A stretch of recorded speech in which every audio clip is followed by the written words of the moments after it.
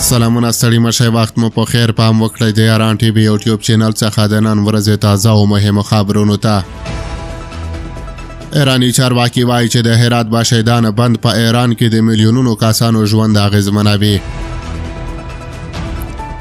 د ایران د اوبو د صنعت وایان د هاري رود پر سیند د افغانستان د یو اړخیزه ګټې اخیستنې په اړه ویلي چې دا کار د عرفي حقوقو نقض دی او زیاتوي چې دا ګام به د څو میلیونه انسانانو د څښاک او روغتیا اړتیاوو ته زیان ورسوي.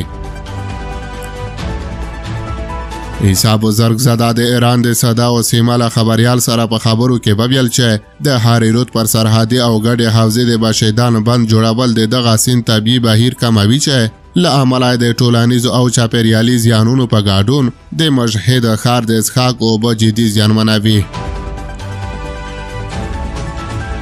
نوموړی وایي چې په ټوله کې د ایران اسلامي جمهوریت څو ځله د ډیپلوماټیکو چینلونو له لارې د هاري رود په سرحدي حوزه کې د افغانستان د یو اړخیزه بند جوړونې پر منفي اغیزو خپل رسمي اعتراض څرګند کړی او د ګډې همکارۍ غوښتنه یې کړې ده څو د دغه منفي اغیزو ارزونه وشي او د پایښت وړ پرمختګونو ته ترجیح ورکړل شي.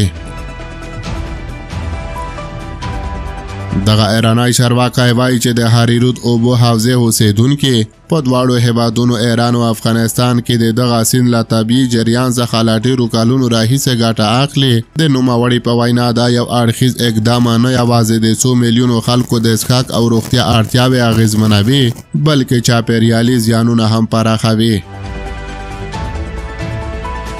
بزرګزاده وایي چې د هاري رود له سرحدي سیند نه د ګډې ګټې اخیستنې په برخه کې باید د اوبو نړیوال حقونه په پام کې ونیول شي.